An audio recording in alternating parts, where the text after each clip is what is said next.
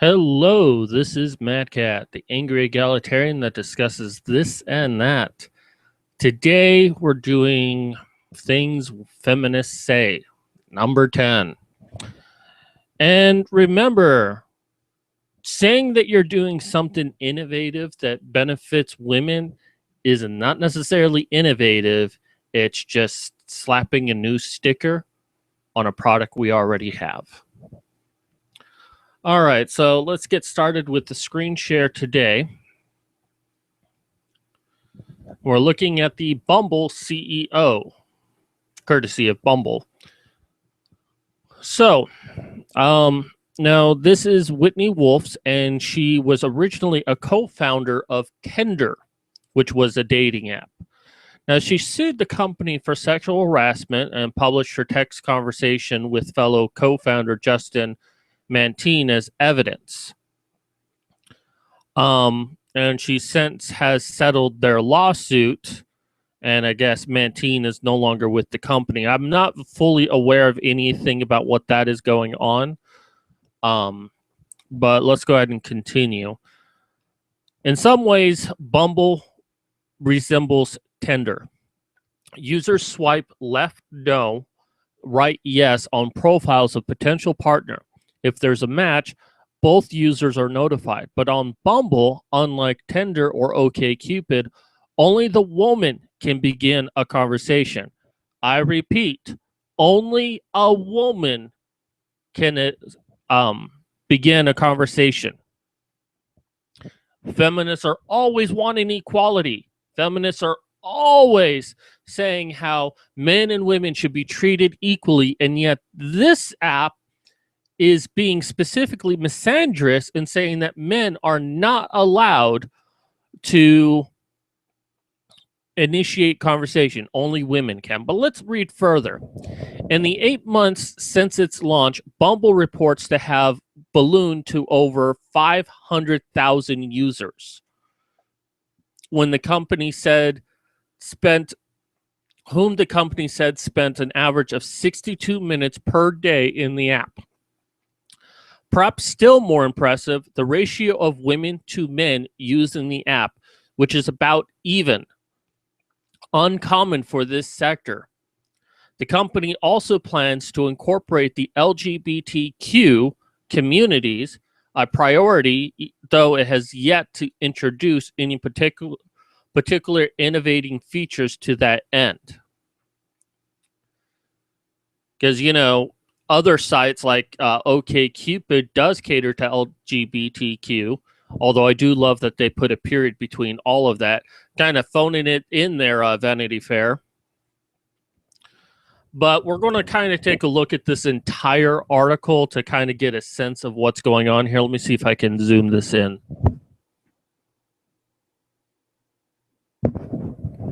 Sorry, I can read it just fine on my screen, but I forget that you can't see it very well on YouTube. So, what inspired you to come up with Bumble, and what makes you think of this specific approach? Whitney, if you tell anyone the very basics, girl co-founds Tinder, leaves, and starts Bumble where only girls can talk first, it's very easy to interpret that how you will. The story behind it is actually very serendipitous. I'm a huge advocate for anti-bullying in our youth. What I've seen with the rise of social media is that children are not facing bullies on a playground. They're facing it on their cell phones. Young girls are facing tremendous pressure on apps like Instagram, Twitter, and all sorts of social platforms. Even in her own words, she is ignoring men because men also face bullying, but she's only focusing on women. It's like, well, they go to their cell phones. Misandrist. She is a fucking misandrist. Sorry. What I intended to do after leaving Tinder was to start an app called Mercy. Mercy? It was a social network for young girls where they could share photos and converse. It was basically going to be this chat room of positivity. I received an email from my current Bumble partner, Andrew, who is the co-founder and CEO of the multi-billion-dollar social network out of Europe called Badoo. Badu. He said, Whitney, you're very familiar with the dating space. Why not do what you're good at and do what you know? It was kind of my premise of a platform for online accountability and kindness, and a suggestion of going back to the dating space is where Bumble came from. So you had a man tell you what to do, and that's why you're successful. Because feminists would tell you that he mansplained. But oh yeah, that was your success story because someone told you to go and do it. You didn't really come up with it yourself there. Do you consider Bumble a feminist company? We are 100% feminist. Well, that's obvious. We could not be more for encouragement. We could not be for more for encouraging equality, except for the fact that women are the only ones who allow to initiate contact on your app. So feminist equality equals misandry. If you're now just joining us, feel free to type anything into the chat and I'll be happy to look over it and respond to it. If you look at where we are in the current heteronormative rules surrounding dating, she uses heteronormative but has yet to introduce any feature for the LGBTQ. Wow. No features for gay or lesbian, transgendered, asexuals, but she uses the term heteronormative. The unwritten rule puts the woman a peg under the man. The man feels the pressure to go first in conversation, and the woman feels pressure to sit on her hands. Bullshit. Bullshit. Okay. Hey, Nemesis Diablo. Yes, men do feel pressure that they have to make the first move.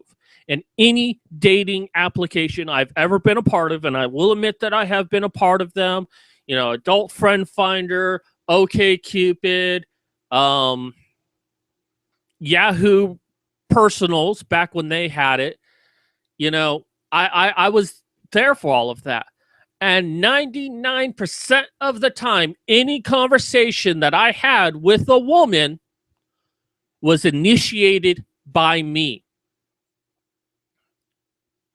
And I would only say 10% of all of the conversations I ever, well, maybe closer to 5, but let's say 10% of all conversation I initiated, the woman responded back.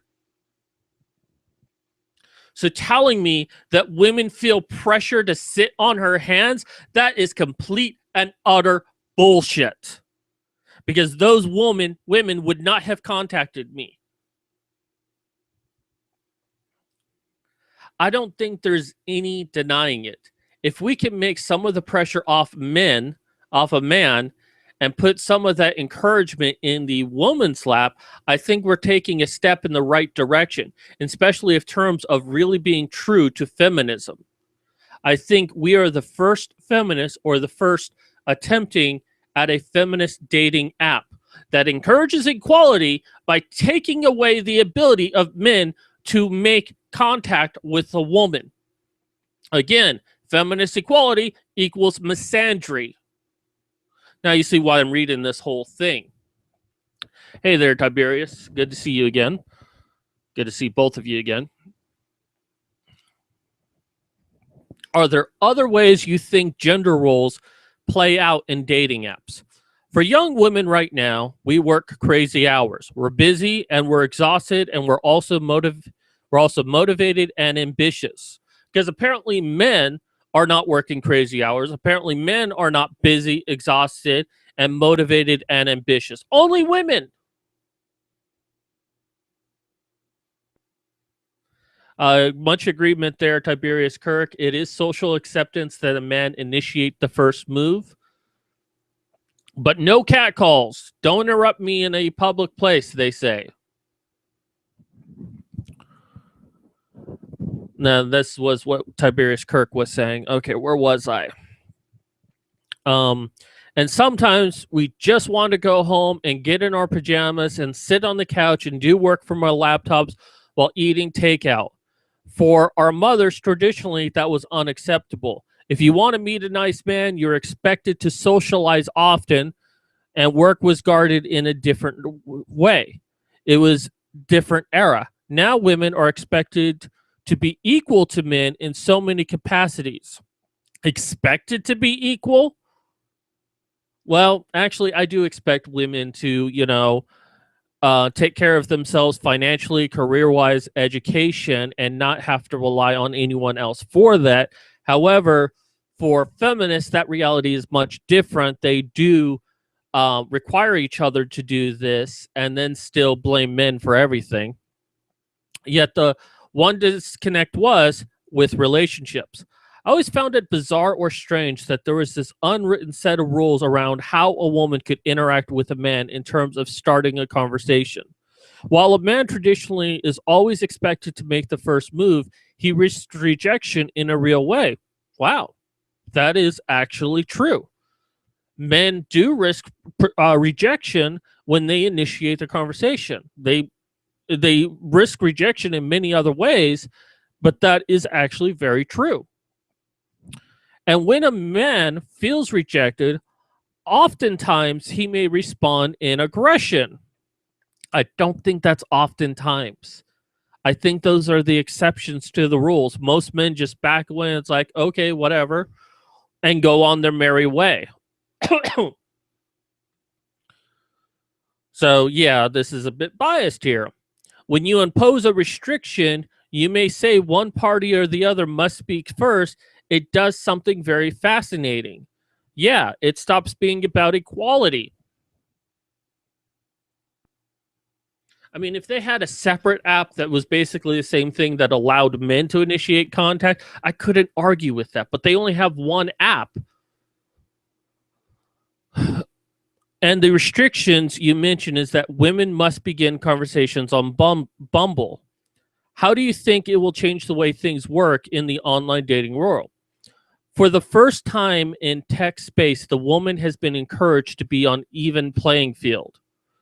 Oh, that is such fucking bullshit. Any time that I've had a conversation with a woman, it was her decision to have a conversation back with me. Very rarely did a woman initiate contact with me first. Excuse me. If we ever met, it was the woman's decision if we actually met. It was never my decision. I mean, I wanted to meet and I asked them, hey, do you want to meet? It was them saying yes or no to that question. Women have a lot of control when it comes to dating apps, and men are trying helplessly to make connections with people, start conversations, meet people, go on dates, what have you. It's women who are in control of dating apps, and yet you're telling me it puts them in the level playing field. You mean it's now men's decision to talk back? Well, I guess in this case, yes. It's men's decision on whether or not they go on a date. It's men's decision on where they go. It's men who get picked up by a woman and driven around. It's the women who pays for the meal. And it's the man who decides whether or not they have sex. Would that be on an even playing field? Because anything short of that, and women, anything short of that, women still have all of the control. And all you've done is made men have less control in the dating world.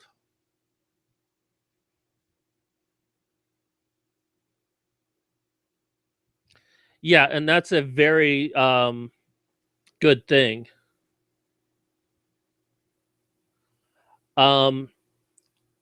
So, Lycan Broadcasting Network, in an online dating, the only time I had a girl initiate the conversation, she was a program. And I'm quite certain that most of the women I ever tried to contact were programs. Nemesis, a Mad Cat, you see the Lauren Southern latest video of a guy and a feminist verbally abusing her? I don't think I have. I'll have to go check that out.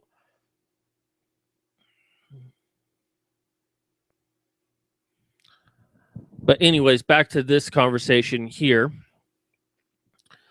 All right, let's continue. Where was I? I kind of just got I keep interrupting myself. In terms of how these conversations play out, how women feel on the app, and how they feel about themselves on dates, it's really crazy the level of respect they're garnered from the men and the way men behave in different way. On Bumble, by having the lady make the first move, the man doesn't feel rejected or aggression. He feels flattered. Yeah. And what about the men who don't receive any um thing at all? How is he going to feel?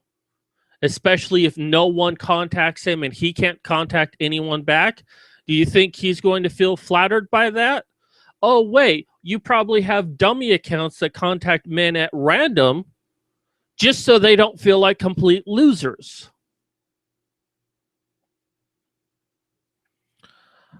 Um, the one little shift, the one little change makes all the difference. It guides the conversation in a very different way, and that sets the tone for the conversation, that relationship, that friendship, whatever it is, to be a confident one. So not only are you taking away power from men, you're also trying to control men on what they can and cannot do as far as the relationship, making all of the control for women, more so than before.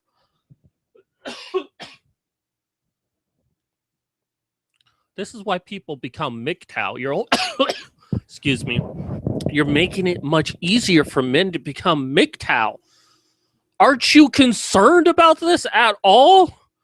I mean, I don't personally have any problems with MGTOW, but if enough people become MGTOW, it's going to greatly affect our society in all facets because men are not getting married, they're not having children, they're not doing anything to further our civilization, and you're just giving it to them on a silver platter. What about the overlying concern of how sexualized online dating has become? Do you think that that's something to be worried about? It's an app, just like a bar.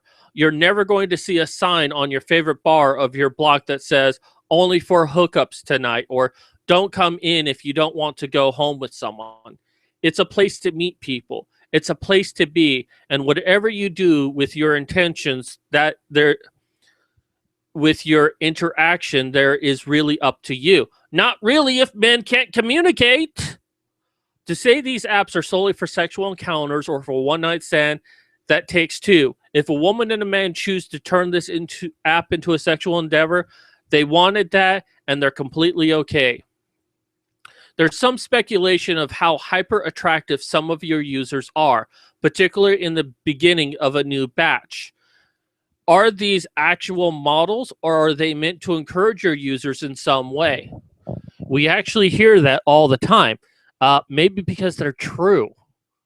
I think it just happens with these dating apps. We are not by any means trying to show a certain type of person before another type of person. That's not what she's asking you, you fucking cunt! I will tell you that there are a lot of metrics that go into who you see.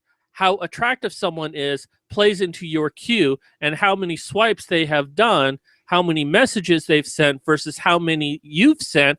And it's so much more complicated than even I can wrap my head around at times. To my knowledge, there is nothing taking place that someone would be surfacing in your queue that would never swipe on you. She's not asking you that, though. She's asking you whether or not these accounts are fake. I mean, it's a fairly good question, but it's asked in an indirect way. And you completely miss the question. It's like, well, no, some people are attractive, some are not, but, we take attractiveness into consideration. No, you're putting fake accounts in there of beautiful women to try to make it look like that there are attractive women out there for guys who may not get that much attention.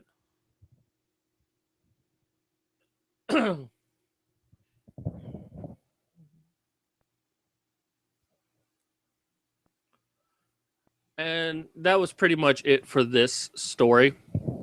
I'm going to go on to the next story. just to kind of say videos today. A gender equality club run by men. I'm not going to spend too much time on this.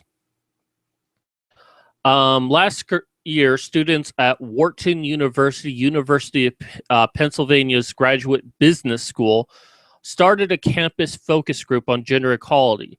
They call it the 22s, after the percentage gap that persists between men and women's pay. Now, does anyone else feel a little bit scared that a graduate business school believes that the pay gap exists, even though that even feminists have stated that it doesn't exist? Economists have said that doesn't exist. Pretty much almost everyone has said that the pay gap does not exist, and yet they started a group for gender equality based its name on it.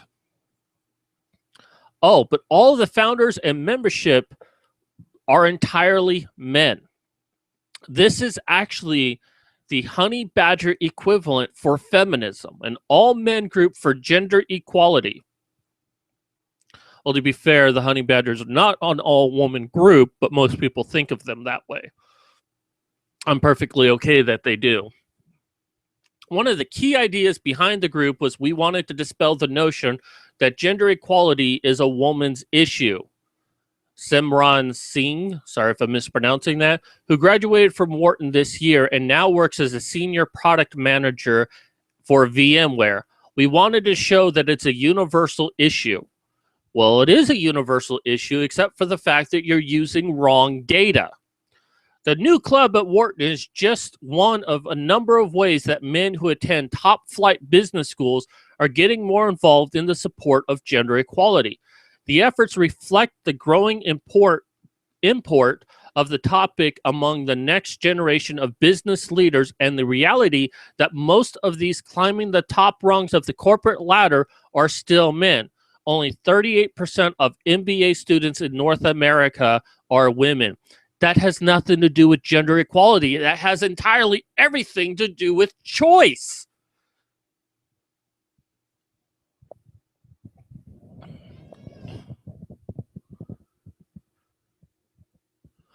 So going back to the chat here, Tiberius, maybe they're using the pay gap as cover for the real issue. Nemesis, I think the 22% is the amount of the brain matter that they are missing. That's possible. Cat, more likely they're trying to showcase that they're for equality. Mostly they're showcasing they're ignorant and suck at research. They're the anti-badgers. Yes, they are. And Lycan, you're asking if we are surprised a virus infected a host. This is what modern feminism does. Part of me kind of thinks that they're doing this just to kind of have it on their resume that they're for gender equality, and they might not actually be, at least not for this, or maybe they really believe this, but you can't help but notice that this would be a resume booster, that they were part of a gender equality thing for feminism. Since feminism is, as you say, Lycan, a virus infecting a host.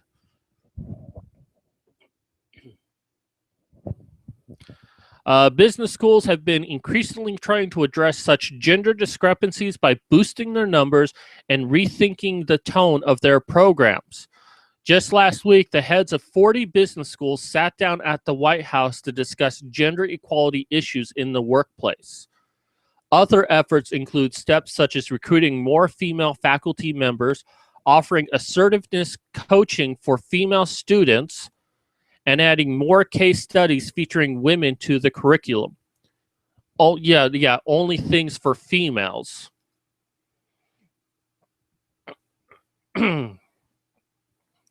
So the rest of this is just a jack off to women, and it's worth reading. I'll try to link it down below, but yeah. I seriously think that this is just a way to bolster your resume and do what women want to do since they are slowly taking over things. Tiberius, at first I thought maybe the 22% referred to the percentage of male grad students in that department. One day it may end up, well, actually, that is happening now. But this is a business school, so I'm sure that still the majority are men. According to that 38% are women of business schools. So I think that does it for this one. I'm going to do 2 more videos after this, so go ahead and stick around for that. A very good point there, Tiberius Kirk. Quotas, quotas, quotas. How could that be discriminatory? Well, nothing is discriminatory so long as we're giving women everything they want, less work for more pay. Anyways, thank you for joining me, everyone. Check out my other 2 videos that should start within the next 15 minutes. And this is Mad Cat signing off.